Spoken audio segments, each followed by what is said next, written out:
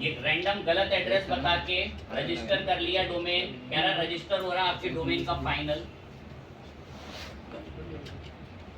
Verify मैंने थोड़े authentication ज़्यादा लगा रखे हैं क्योंकि मेरे इसमें कुछ काम के बड़े सिक्योर डोमेन है।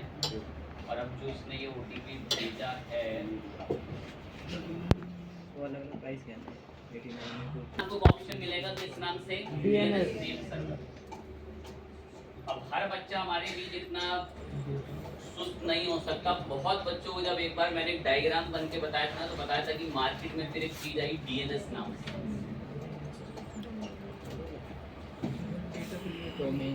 अब यहाँ मुझे कुछ रिकॉर्ड एंटर करने होते हैं, वो रिकॉर्ड कैसे डोमेन नेम सर्वर है ना, domain name server, child name server वगैरह यहाँ पर आते हैं, रिडायरेक्ट्स आते हैं और ये सब DNS हिस्ट्री आती है यहाँ पे। तो DNS नेम सर्वर पे आ जाएं और यहाँ से ये रिकॉर्ड नीचे होते हैं। देखो ये DNS नेम सर्वर पे आना, जो भी आपका डोमेन है उसके यहाँ नीचे कुछ रिकॉर्ड्स पहले से एंटर। इन रिकॉर्ड्स को आप अभी यहाँ से क्या कर लें। अब आपको नए रिकॉर्ड यहाँ बताने होंगे, मैं बताता हूँ नए रिकॉर्ड कैसे है। ब्लॉगर पे आ जाओ। ये बेकार नाम की जगह हमने बढ़िया नाम खरीद लिया। कहाँ से? अब मैं ब्लॉगर में एक सेटिंग पे आऊंगा, ये सेटिंग्स में, और यहाँ पर आके सेटिंग्स में चल के नीचे आएंगे। अब ये यहाँ पर हमें एक बात बोलता है, स्क्रॉल में नीचे पब्लिशिंग में क्या नाम लिखा है? कह रहा हम तो आपको ये नाम देंगे। मैं मेरे पास अभी क्या आ चुका है? Custom domain. मेरा खरीदा हुआ डोमेन कस्टम डोमेन। कह रहा बताना कौन सा डोमेन है तुम्हारा। मैंने यहाँ पर बताया कि हमने जो डोमेन परचेज करा है वही, तो इसको आप बताएंगे www.techgems कर। यहाँ पर जो हम लोगों ने परचेज करा था वही डोमेन आप ऐसे, ये नाम मैंने इसका कॉपी कर लिया।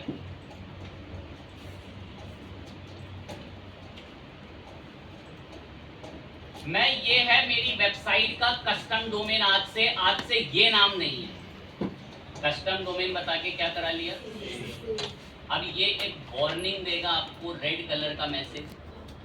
कह रहा मुझे तो विश्वास नहीं हो रहा ये तुम्हारा नाम है, क्योंकि वरना हमारे बच्चे का बस चले ना www.facebook.com, ये मेरा डोमेन है। आप ध्यान दें कि फेसबुक ही हथियार में है, तो मुमकिन नहीं है। तभी तो ये कह रहा है कि प्रूफ कराओ तुम्हारा है। कह रहा मैंने कुछ डिटेल दी है DNS की। एक सी नेम दिया है इसका, सी पैनल चाइल्ड नेम करके। कह रहा ये कुछ चीजें हैं, www डेस्टिनेशन GHS का सर्वर, ये अपने डोमेन पोर्टफोलियो में नेम सर्वर में ऐड करा दो, मान जाऊंगा तुम्हारा डोमेन। टाइम हो गया, तो मैं इनको पेश कराऊंगा। इनको पेश कराने में कुछ को तकलीफ होगी, ध्यान टॉपिक पर रखना। www जहाँ डोमेन खरीदा उसके डोमेन पे क्लिक करके कहाँ आना है? DNS में नेम सर्वर पे। नेम सर्वर में यहाँ पर आपको रिकॉर्ड ऐड करने होते हैं DNS रिकॉर्ड में। यहाँ से अब आप ऐड रिकॉर्ड करोगे पहला रिकॉर्ड, यहाँ से सेट करो सी नेम, नेम बताओ www और टारगेट में बताओ ये GHS। वहाँ टारगेट लिखा है, यहाँ क्या बोल रखा है? डेस्टिनेशन। हर प्रोवाइडर पर अलग अलग चीज लिखी होती है। ये सी नेम मुझे कहाँ से पता चला? ये बोल तो रहा है सी नेम में नेम और डेस्टिनेशन में ये बता के आना। मैं बता दिया। ऐड रिकॉर्ड, एक रिकॉर्ड एंटर कर दिया मैंने। अगला रिकॉर्ड ये रहा नेम, इस नेम में ये कोड है। ये मैं प्रूफ करा रहा हूँ इस प्रोवाइडर को कि, और गूगल के आपके ब्लॉगर को कि मेरा ही डोमेन। यहाँ ये इधर कोड पेस्ट करा और ये इसका यहाँ से ये code paste and add record करा। दिमाग 100 गुना अगर एक्टिव है ना। मैं ब्लॉगर पे गया, मैंने बोला ये मेरी वेबसाइट का नाम है। कह रहा मुझे तो विश्वास नहीं हो रहा। कह रहा ये दो चीजें अपने प्रोवाइडर के पास डाल के आ जाओ, मान जाऊंगा तुम्हारा नाम है। डाल दी, वो डाल दिए, बता दिया कि ये साइट कहाँ GHS गूगल होस्टेड सर्वर पे है, हमारी ब्लॉगर की साइट। जैसी बता दिए, अब यहाँ पर आकर ना आपको सेव प्रेस करना होता है। सेव, अब ये सेव कभी कभार तो एक ही बारी में सेव हो जाएगा और कभी कभार आपको 2-3 बार तक तंग करेगा। कुड नॉट फैच यहाँ नीचे लिखा है। वो कभी कभार इशू लेता है क्योंकि फ्रेश डोमेन होता है। सेव करते मेरे हैं में एक बार, 5-6 तुरंत बार अभी आया टाइम है, मिलेगा, तब वरना जाके मुझे भी अभी दोबारा फिर से एक बार लैपटॉप में एंट्री मेरा करनी आइकन पड़ेगी। बना है। तो जैसे मैंने सेव पे हिट जैसे करा, ब्लॉगर का अब आइकन देखो आ रहा है could ना, not fetching इसको करके चेंज करने try में again का 5-6 मैसेज बार आया। मैंने करा, तब जाके अब चेंज हम हुआ। रिकॉर्ड को एक बार फिर से डालेंगे और फिर से सेव करेंगे, थोड़ी देर बाद अपने डिटेक्ट कर लेगा। तो ये कभी कभार ऐसा और इशू अभी भी देता है फ़ोन में नहीं जब कभी दिखा आपका रहा फ्रेश डोमेन होता है, ठीक दल्ला, है। अभी भी फ़ोन मैं में एक नहीं बार दिखा फिर रहा। से एंट्री डाल देंगे आपके फ़ोन में लिए। दिखाना है ना, सोलो SEO ऐसे करके मैंने अब देखो दूसरा मैंने बनाया दोबारा है। सेव सेटिंग्स पे क्लिक कर दिया, फ़ोन में कुड अभी भी नहीं नॉट दिखा अपडेट रहा, रखा, अपडेट नहीं दो हुआ एक फ़ोन बार में। कर लें, और जब दो एक बार में आपको रिजल्ट ना मिले फिर आप जो है कैंसिल करके तो दोबारा से एक बार एंट्री कर देना उसकी डोमेन को, फिर से कस्टम बता देना।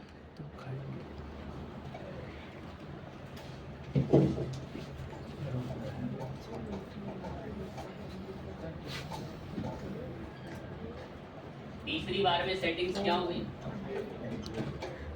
हमें तो कई सालों से इतने डोमेन कनेक्ट करेंगे, एक्सपीरियंस है कि कब एरर देगा, 2-3 बार में कब ले लेगा, और कुछ के में घर में लैपटॉप में हो सकता है 4-5 बार में भी ना ले। तो कैंसिल करना, फिर से कस्टम डोमेन बताना, फिर से डिटेल आएंगी, फिर से डाल के तो एक बार में ले। ठीक, आगे बढ़ो। अब आप क्या करो, इसको ऑन करो। आज से हमारा डोमेन अब ये नहीं है, परचेस कराना वहां से, यस सर। इसकी यहाँ की डिटेल वहाँ डलवाई ना। अब कभी भी कोई ये नाम लिखेगा तो हमारे डोमेन के थ्रू यहाँ कनेक्टिविटी हो। अरे यार मेरे को ये स्टोरेज कर, मैंने इसको ऑन कर दिया। अब ये तुरंत रिडायरेक्ट नहीं हो जाता, इसमें 20-25 मिनट 30 मिनट लगते हैं कनेक्ट होने में, अपडेट होने में। तो ये टाइम टेकिंग रहता है, एटलीस्ट 20 मिनट। कभी कभार HTTP का ब्लॉक कर देगा। अभी हमारा ये डोमेन दिख रहा है और देखिए तुरंत रिडायरेक्ट होकर कह रहा अभी इस डोमेन को इंटरनेट पे फिट होने में एटलीस्ट 20-25 मिनट या 10 मिनट लगने देते हैं। 10 मिनट तब तक हम एक टॉपिक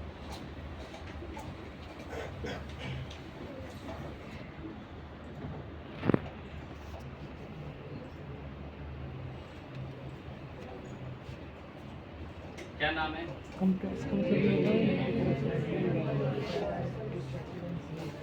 तो बात नहीं करी, करेंगे अब। तो मेरे को भेजती वीडियो है ना।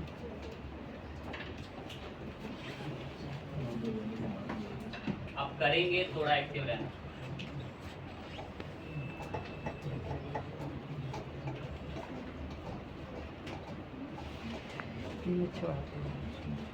ये पता है ये क्लीन यूआरएल किसका पार्ट है, किस चीज का?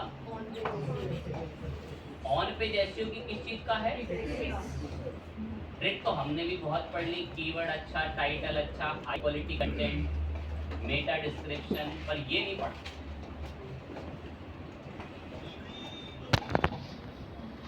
बना बनाया वर्डप्रेस मिल जाएगा तो अच्छा लगेगा, वही काम कर देंगे इस पे यार।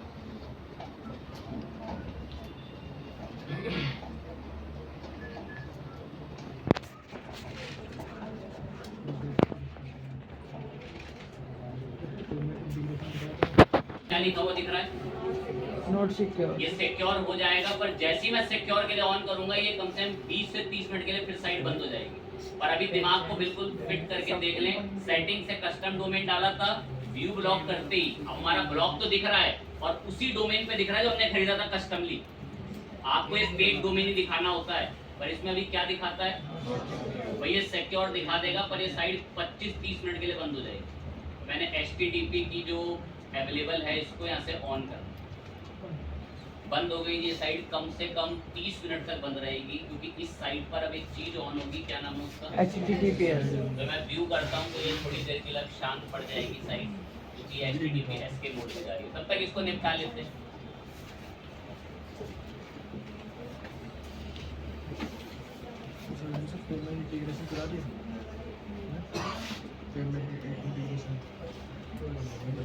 ये प्लगइन है कस्टम परमालिंक। हमारी वेबसाइट के लिंक्स भी एसईओ फ्रेंडली हो, क्लीन यूआरएल हो, ये एसईओ को बहुत पसंद है। तो मैं क्लीन यूआरएल के लिए कस्टम परमालिंक कराए,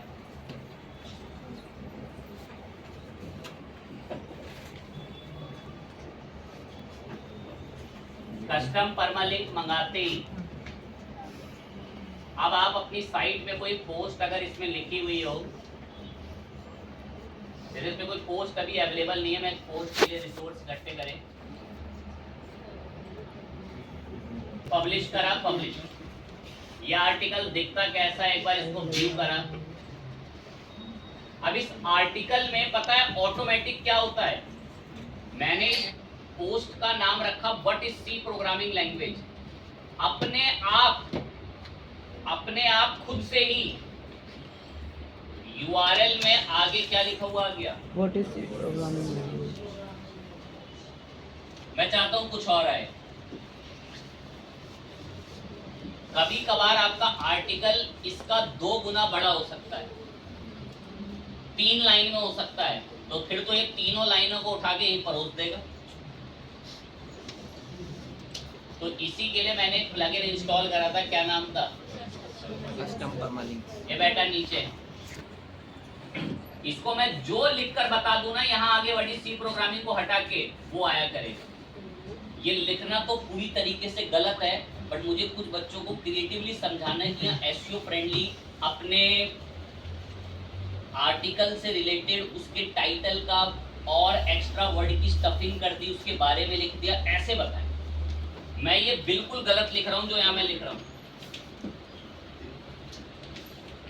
ये बिल्कुल गलत है जो मैंने यहाँ लिखा, बस मैं ये दिमाग को मजबूर कर रहा हूँ कि इस यूआरएल को कस्टमली में बदल सकता हूँ with the help of Permanent.